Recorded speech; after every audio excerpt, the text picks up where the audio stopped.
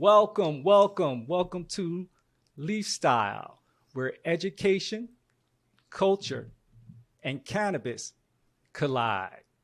I am Juma, and my co host is a medical cannabis and emergency medicine physician and the founder of Ask Dr. Lynn. How are you doing, Dr. Lynn? I'm wonderful, Juma. Happy to see you. Thank you so much. Juma is our resident attorney, sociologist, and all around global citizen. Happy to be sharing this platform today with our amazing guest, Kim Rivers. Let me tell you a little bit about Kim. Kim Rivers is the Executive Chief Officer of Trulieve, a national multi-state operator based in Florida.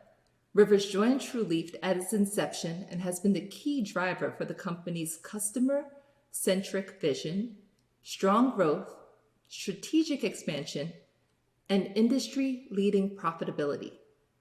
Rivers serves as the second vice chair for the National Cannabis Roundtable. She received her bachelor's in multinational business and political science at Florida State University and her law degree, her JD degree, from the University of Florida. Let's welcome Kim Rivers to Leafstyle today.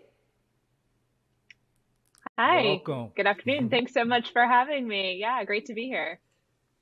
Thank you for joining us. Really looking forward to this conversation. So let's get right into it. How did your relationship with cannabis begin? Yeah, so my relationship with cannabis, and that's a funny word, relationship, because I grew up in Jacksonville in Duval County. So shout out to all my Jacksonville folks out there. And my father was in law enforcement. So he was in law enforcement for 20 years. And my mother was an assistant principal of an elementary school. And so I grew up kind of in an interesting, I guess, viewpoint or lens by which I viewed cannabis. And then I had a little bit of a rebellious streak, I would say, as it sometimes happens in high school. And also I had a more intimate relationship with cannabis at that point. But I would say that, I would say true passion and dedication to cannabis and to the plant began with Trulieve's inception. And, it's been just an incredible journey. And really, I would say that my eyes and heart were open when initially, right, we were starting as a business venture. And as I got to know more and more folks who had such personal, real, intimate needs for this plant, particularly mothers with children with severe and significant, situations that they were struggling with, where this plant as medicine was a key part of their lives. And it was then that it became more than, I would say, just something that I had maybe a passing relationship with, but something that was much deeper than that. And, I wake up every day with a thankfulness, I guess, in my heart, but also a very, very strong mission, which is to continue to provide access. And so access has been a key part of what motivates me to do what I do, because I think that everyone should have access to cannabis, and that it should be and it absolutely, there's no reason why it should not be about personal choice as part of your everyday life if you so choose. So it's been a journey for sure. I agree 100%, especially being one of the providers down here in Florida. It's about autonomy and patients weighing in on their decision on how they choose to medicate, and actually having access and the opportunity to be able to reach the plant if they need to, rather than, pushing Western medicine, but showing them an entire holistic, compost to how we can address the medical needs.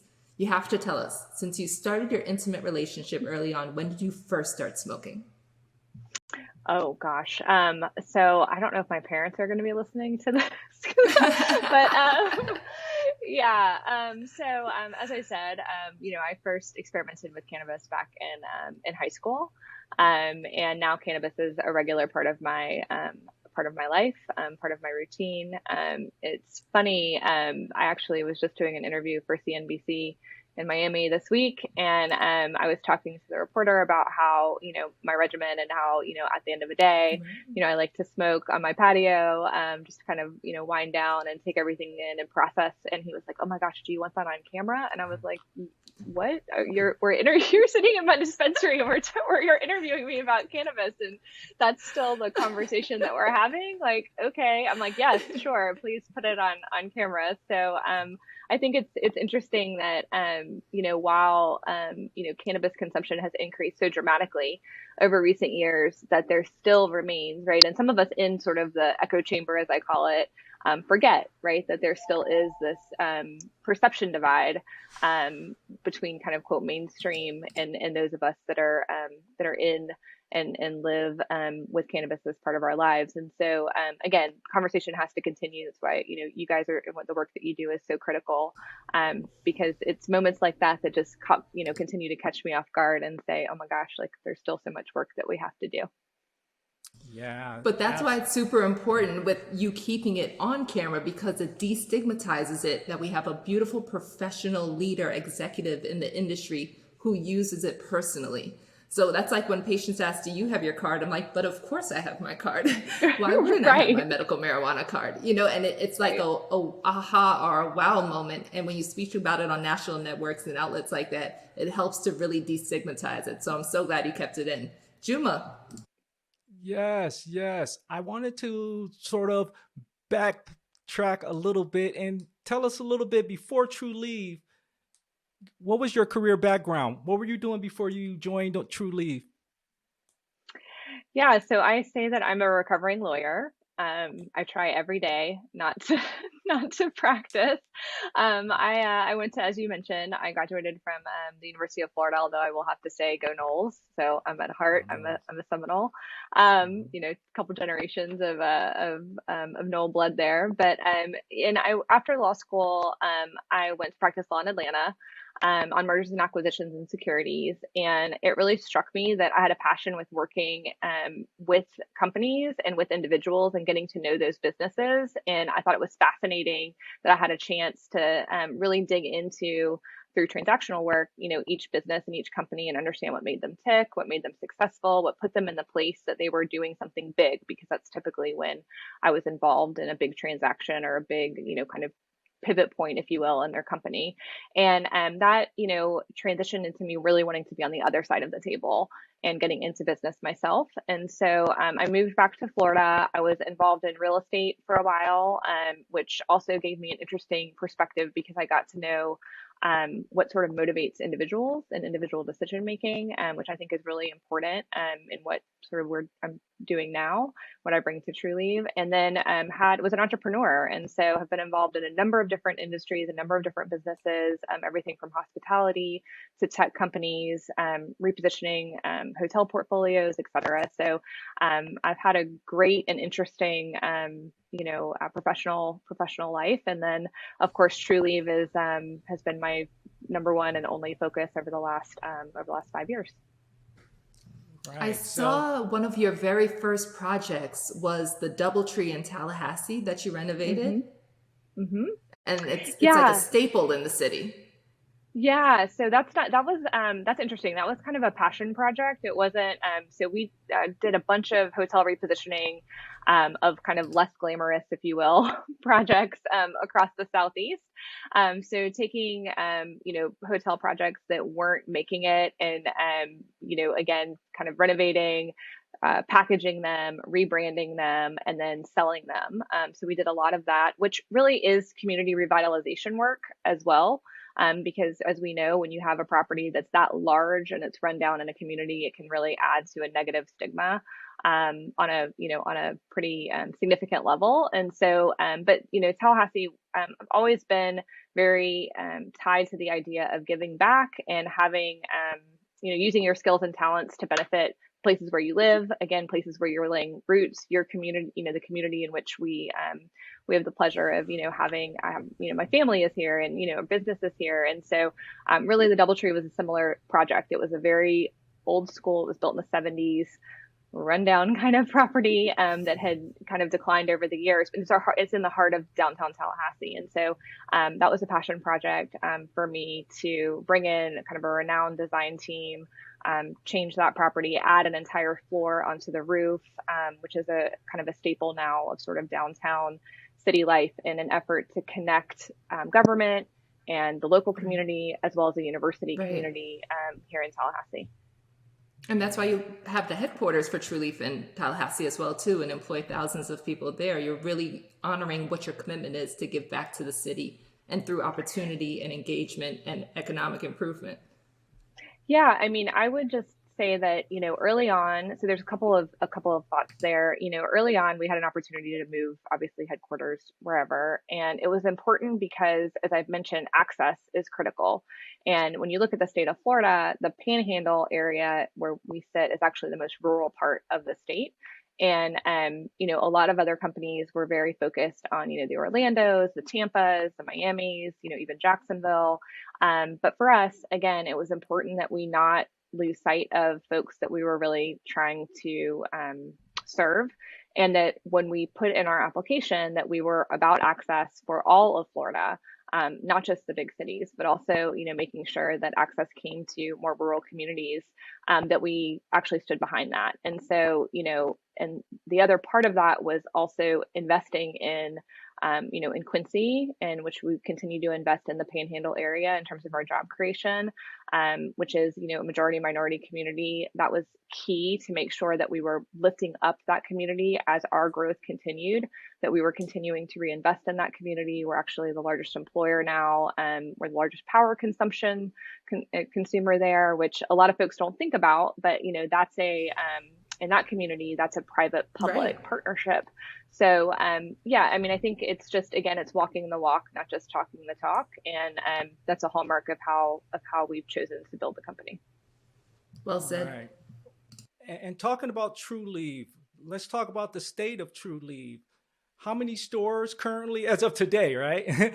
How many states? Yeah, it changes. 11 states, 161 stores. Wow. Today. Wow. Which is crazy to think about. And I think that, the point there, I think folks sort of forget we started as a small business. We started with 10 employees, writing, personal checks, bootstrapping along the way. I did every job from HR to legal to distribution to filling capsules in the back on Christmas Eve to, all of the things.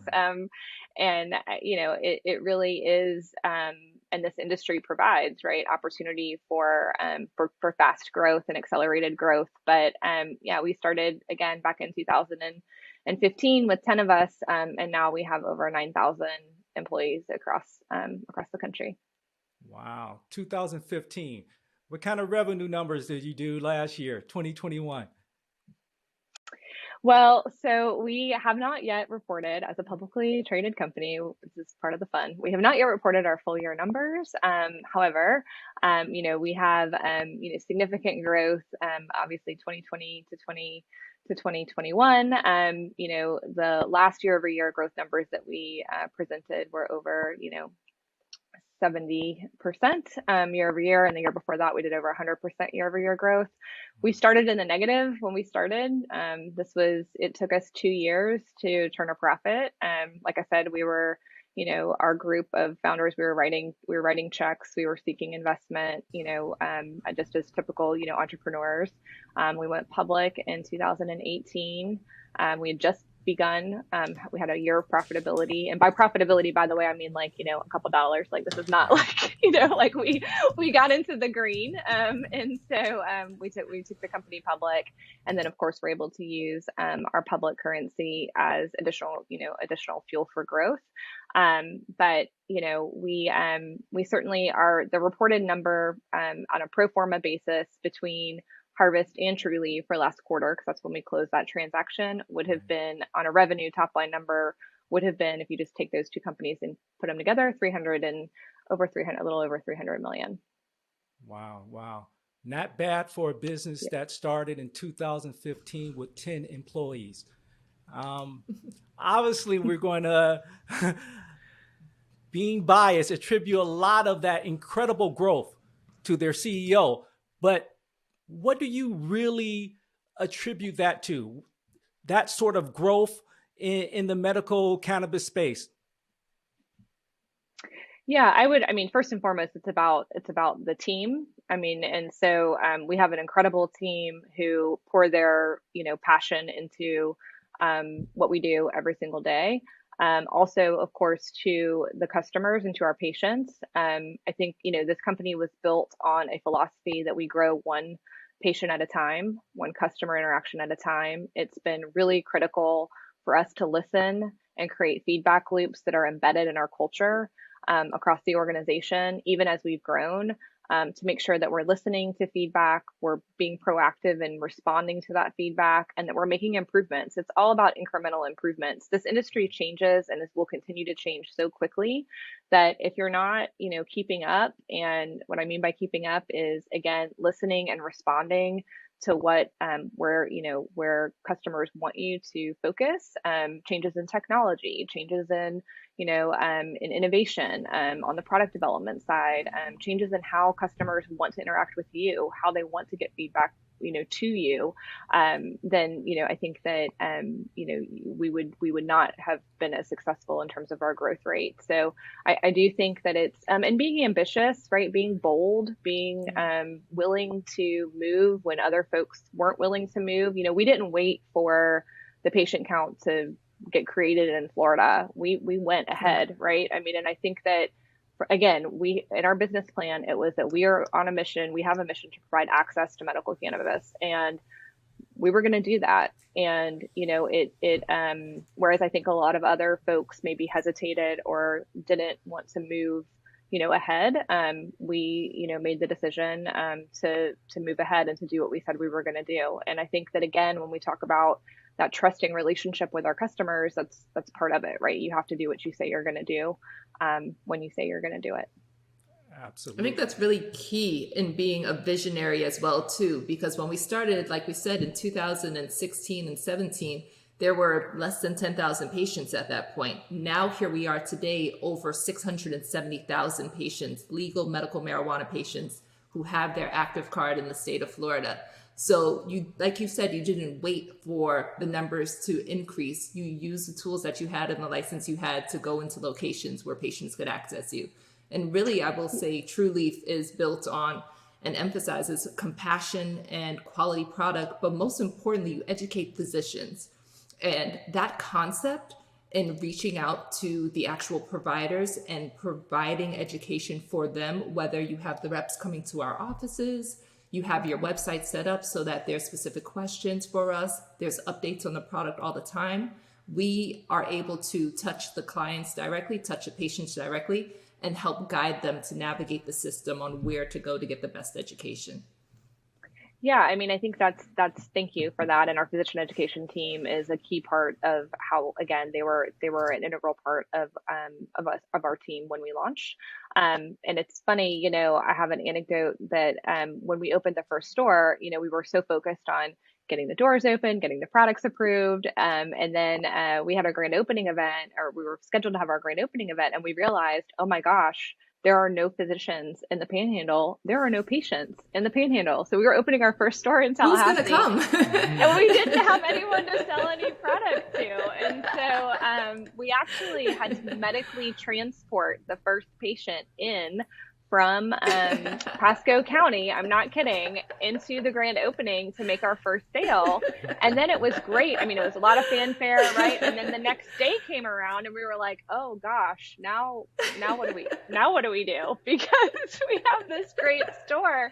So we didn't have a choice, right? I mean, we needed to get out and we needed to make sure that physicians were educated and that we had, I mean, so it was really, it was kind of a classic entrepreneurial moment, if you will, when, we had build all it and they'll come. Yeah, but where are they going to come from? You have to have the physicians, and it was such a challenge in the state. We sponsored the this big doctors conference, and it was a big check that we had to write to be this headline sponsor. and had a big booth. The whole thing, we were like, oh, we're going to invest. We're going to have polos. It's going to be amazing. They're going to love it. And during that conference, they took up the issue of medical marijuana, and they voted that it had no medicinal properties. At the conference that we were the headline sponsor of. Yeah. What? So that's what, just so everybody knows, that's the world that we launched this company. Yes. That was the climate that you walked into. And look how 5 years has made a huge difference. We have over 2,200 licensed physicians in the state right now. The problem is with all of those physicians being licensed, they don't all practice prescribing because they're still very, unsure about how to navigate or how to educate their patients. So we still have a ways to go, but I mean, that's so much better than just one. Yes, for sure. And something we wanted to touch on is pre-2018, you guys were still a private company, and you talked a little bit about a lot of expenditures early on, and not turning a profit. When we speak about some of the issues facing, social equity here in the state of Florida and throughout the country, we always think about the capital. The capital is so important. Can you speak to that as a person who was there from the beginning and know about that pain early on and what that capital really meant to you and to grow the business? Sure, absolutely. I think that that's one of the most important topics when we discuss social equity. And I think, unfortunately, it's one of the topics that folks tend to glance over or, again, kind of have the attitude that if you build it, they will come, which is not the right way to, I don't believe, the right approach. I've talked a lot and continue to push through my role with the National Cannabis Roundtable as an example for a true bridge for folks, because getting a license is just step one. And there are so many examples of folks where in the social equity arena who have gotten licenses and then what, right? And what we've seen with programs in different markets that we participate in is there's a whole bunch of different attempts, right, at social equity programs. Quite frankly, I don't think that any of them have necessarily hit the mark.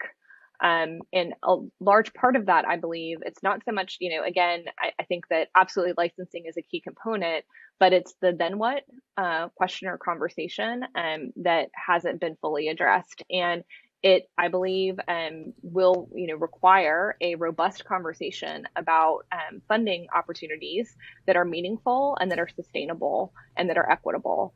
And, it's likely going to take a kind of a combination of both local, state, and federal programming. The federal level, we've got some great programs through the Small Business Association for women and minority-owned businesses. Right now, cannabis companies can't access those. I've been beating that drum and will continue to beat that drum because that's a very simple fix and can be done by the Biden administration directly.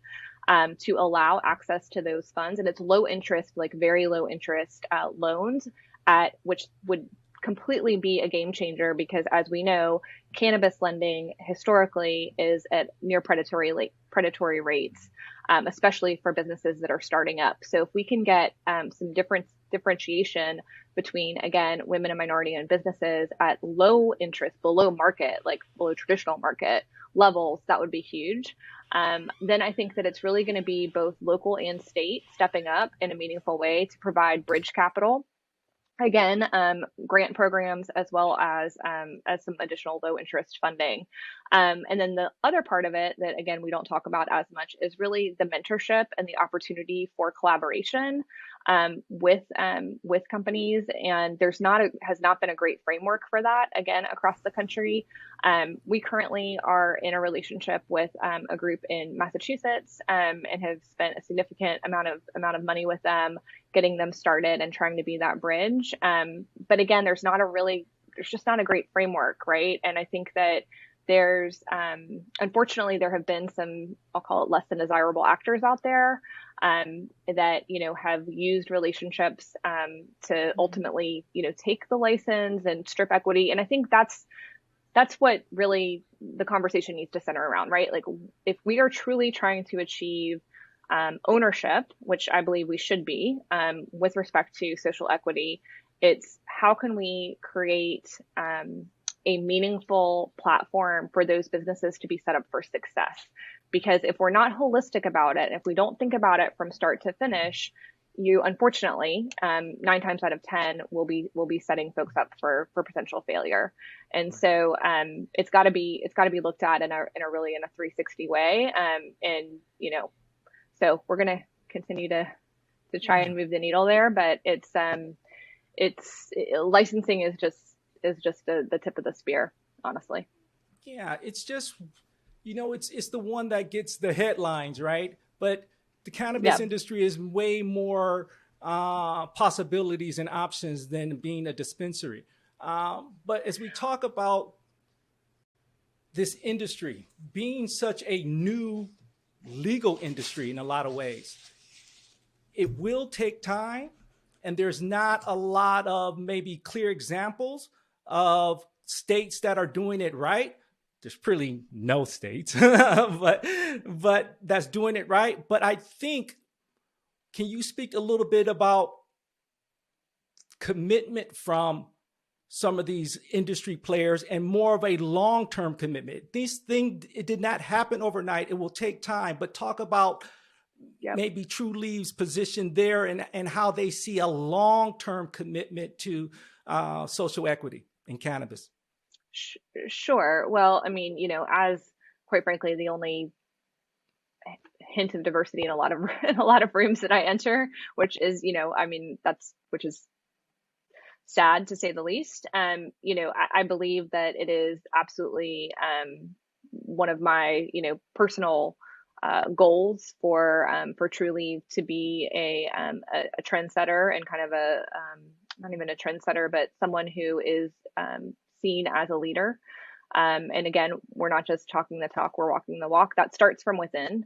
I do think that it's very, very important for companies to be held accountable for their own practices within their companies, because first and foremost, it's important for me to foster an environment where there can be success and growth for folks that look, that span the spectrum, if you will, of backgrounds and upbringings and skin tones and opinions and identities across the organization. There's been study after study that has proven that the more diverse an organization is, particularly in its leadership, the actual more successful that it will be. And I think that is so true with cannabis, because look at the demographics and the folks that we touch every day. I mean, go sit in a Trulieve store anywhere in the country, and there's just the range of folks who are our customers. And so it's so important to have true representation from within. And I say all that to say that we just we're the first MSO to come out with a true ESG report, which is again environmental, social, and governance, where we're setting standards and we're holding ourselves accountable. We're looking at diversity across the organization, not just lower level, because it's very easy to have, a great headline number. But then when you start breaking it down in terms of how folks are actually progressing through the organization, those numbers can break down as well. So making sure that we're holding ourselves accountable in terms of career tracking and pathways within our organization. We did just announce that we now have 50% of our board is female. So I think that's a first for the industry as well. Again, but we have work to do. Then the second is where we place our investment. And so I mentioned having significant investment in Gadsden County, which is a majority minority community. Same thing in Holyoke in Massachusetts, where we chose to put our cultivation and processing facility there. So being strategic in terms of where we're making investment, so that we can have not only an impact on that community, but on surrounding impact within the kind of the broader subset. And again, bringing folks up with us is really, really important. And then I would say, so that's kind of our internal. And then when we think about external, it's how are we partnering? How are we being that good, credible partner with both third-party organizations, as well as offering mentorship and space for folks to learn from, our expertise to the extent that we have those to give in these different markets. And so, we partner with Minorities for Medical Marijuana is a key partnership for us and has been over the years. Roz, it's so funny. I met her in the halls of the Florida State Capitol when she was advocating for FAMU to receive part of the licensing fee. Which, I mean, I met with her. I was like, absolutely, this is ridiculous. FAMU should receive part of the licensing fee. Give me your talking points, right? Help me help you, right? And we'll just incorporate these in, and I'll help push it across. And I think that those types of partnerships where it's on the ground and it's, and maybe unfortunately surprising for folks that we would be side by side and advocating jointly, I think can be very powerful. And certainly, you know, we were able to get that as one example across the finish line. I think that, so also Minorities for Medical Marijuana, we've sponsored a number of licensing clinics across the country, a lot of them in states that we're not in, because it's not about that, right? It's about how are we ensuring that folks are set up for success. And with Roz, I really wanted to make sure that, again, it's not just about the license, but do you have your business plan together? Do you have your financial plan together? What are you going to do? The then what, you know, conversation. And then of course we partner with a number of other organizations as well. Last Prisoner Project is also one that we're very involved with, along with our expungement clinics that we run across the country to assist with folks getting cannabis convictions off of their record to set them up for longer term success and hopefully, right, a future in the industry if they choose to pursue it. So it's a long list. I could talk about this for a long time, but I think that, again, you asked the right question about what is our long-term commitment. And what I would tell you is that the long-term commitment comes from it being embedded in who we are and having accountability metrics and making sure that we're holding ourselves both internally and externally to a high standard that you all can review, right, and give feedback in terms of, are we doing what we said we were going to do, which of course is critical. And can you give a little bit, Absolutely, because you brought up something interesting there about this internal report across, I think, environment, demographics, ESG, environment, yes. social, and government report. Yes, ESG. Now, this is great because not only I think that's a great start to get the data, but you guys are the leaders in this space right now. So a lot of power goes there and the power to set standards. Can you talk a little bit about the why there, what's actually in it, and sort of the bigger picture you hope to accomplish with it? Yeah, so the why was really because there was a void, right, in this industry. And it was really important for us to set a standard that then will, certainly for public companies, for others to feel compelled to follow, right? And so what we did is we pulled together best practices, and there are different measurement standards, if you will, that are utilized across different industries. Cannabis doesn't have that yet. So we actually pulled from a number of other industries, which created an even higher standard to formulate what the metrics would look like for cannabis. And so when we talk about, for example, environmental, we have a carbon footprint neutrality goal that's listed there. We talk about what we do with wastewater reclamation as an example. A lot of folks don't realize that we actually formulate our own nutrients at Trulieve, and that's significantly more environmentally friendly than the alternative. What we're doing with our recycling program, what we do with our power going to LEDs versus traditional. So there's a lot of great information in terms of what we're doing today, along with benchmarks in terms of where we're headed in the future. The same thing on the other metrics. And so for social, we're talking about the investment that we have made both internally and externally through our social equity and DEI initiatives, who our partners are, what, that partnership I just mentioned in Massachusetts, we talk about how much we've invested there, what that relationship looks like, how we think that it could be potentially a model that we are looking to roll out in other states and other markets. And then on the governance side, similarly, right, we just talked about board makeup. We're talking about, our goals of transparency for our industry and, of course, importantly for our shareholders so that they can, again, have trust in how we are reporting and making sure that they're brought along with us as we continue to evolve as a company. And so for us, again, it was the right thing to do. And we felt like it was important and that we wanted to set these benchmarks so that we could, again, continue to measure our successes as well as our opportunities, right? I'm the first to say that we don't do everything perfect and there's always room for improvement. There absolutely is. Incremental improvement, I mentioned at the beginning of the chat, is key. And you got to continue to grow and learn. Absolutely, absolutely. And we speak about that with a mechanism to collect the data in such a new industry to really see what's there. As we also talk about social equity, we think of ownership and those things that are necessary where these communities that have been most affected by the war on drugs aren't just, access is great, but aren't just consumers and marketers, and what we can do to actually make it equitable and a little more ownership. And I think a lot of that data can help that if it's collected, used, and shared accordingly. Absolutely. Yes. So that being said, what's next for Trulieve? What are we up to? What can we expect in the near future from Kim Rivers and Trulieve? We are continuing to execute. We're continuing to grow. I'm really excited about, of course, our recent closing of the Harvest transaction that grew the company in a very significant way.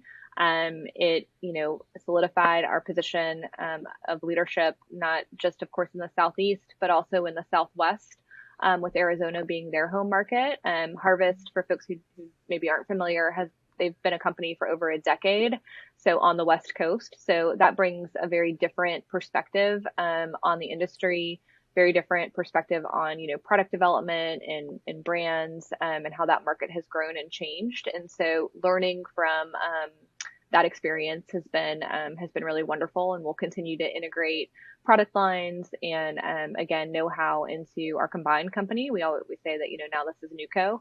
And it's been wonderful because we added a bunch of talent and a bunch of team members to the Trulieve team.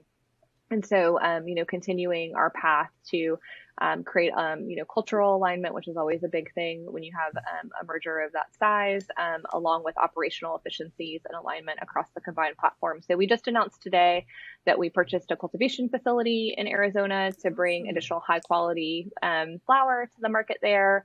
And then in Pennsylvania in our Northeast platform, continuing to expand there as well. So, there's going to be future growth ahead. And I would say that, as we grow, continuing to be mindful of, the national conversation that's continuing to evolve around us as well. Absolutely. One of the things I was thinking about with Trulieve, you have every option for delivery. I was wondering, are you considering or interested in doing other methods like maybe patches or transdermal or maybe intranasal, kind of some of the things we're seeing in Israel with the research in terms of where the direction is going for delivery? Is that an option? Yeah. So, well, we actually have had a nasal spray on the market from the very beginning. So we have a nasal spray. It's very powerful. It's a great product for folks who suffer from, severe seizure or spastic conditions that need a fast onset in a very, powerful dose. We have and will continue to look at, I would say the sublingual strips and also, patches have been interesting. Patches have been a bit of a challenge just because our quality standards in terms of consistency of delivery. We've done a lot of research and are continuing to research. We're doing a lot of work actually on the minor cannabinoid grouping. And so you all probably see our CBN lines that have come out. We're also looking at CBG and a couple of the other lesser known, if you will, or lesser commercialized cannabinoids in different formulations. We've got some really great innovation happening on the edible front. So we'll be rolling out some additional edible products here very, very soon, as well as we just increased our capacity by, I think, I want to say 10 times on the hydrocarbon front. So there's going to be a lot of products coming out as well, using additional live terpenes, which we think is really, wonderful to be able to offer additional, whole plant entourage effect based products to the market. So lots of new things always on the horizon. And we announced, as you all probably saw, this is part of our West Coast connection. We announced our partnership with Alien Labs and connected cannabis. And so their genetic portfolio, as well as their, higher end, if you will, cultivars will be making their way to our market here as well. Wow. Awesome. A lot of the minor cannabinoid conversation came up during really at the height of COVID, and using some of those CBDA and CBGA, kind of components to help fight with COVID and its anti-inflammatory components to it. So it's really cool to see the conversation lending beyond just our typical 14, ailments that are listed in Florida, but helping to serve on a series that could eventually lead to decreased inflammation and secondary inflammation from COVID disease. So awesome. Yeah. Thank you so much. Yeah. And lastly, Kim, what does social equity mean to you? Oh gosh, social equity is about true equality, which means, again, it's soup to nuts, right? It's not just one part of the conversation, it's the holistic sum of the parts, if you will, on the conversation, and making sure that we have true representation in the industry at every level. It means that when I walk into a conference, I'm not the only one who isn't a white male at this level. It means when I sit down and have a conversation with board members that there's different faces around the table. So it's really, again, it's that internal and external conversation. And as you said, right, it's about actual true ownership and true opportunity to create and participate in what I believe is this generational wealth opportunity that we have in front of us, which is cannabis. And just for the record, where are we on this scale of the cannabis industry? Oh gosh, we're unfortunately, right, we are not where we need to be by any measurable metric. We've got a lot of work to do. A lot of work to do. Thank you. And Dr. Lynn, any last words here?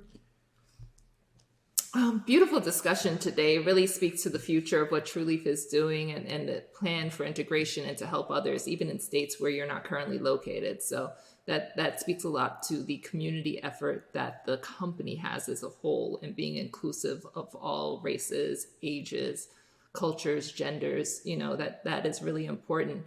And I love the diversity. I personally go to the Hollandale store all the time. That's where I do a lot of my education, in the Dania Point area as well too. So, I'm in there often, and just the makeup of the staff and the education that it provides for customers, it's really a blessing for the area to have that located close by. So congratulations. Trulieve has been an amazing asset to the state that no one, expected. So it was really a key point in the conversation for advocating for medicinal patients and making sure that it's accessible. So congratulations, and we welcome this conversation to continue our part 2 next time. Likewise. Thank you so much again for having me. Absolutely. This is Leafstyle. Thank you, Kim. No longer a subculture, a Leafstyle.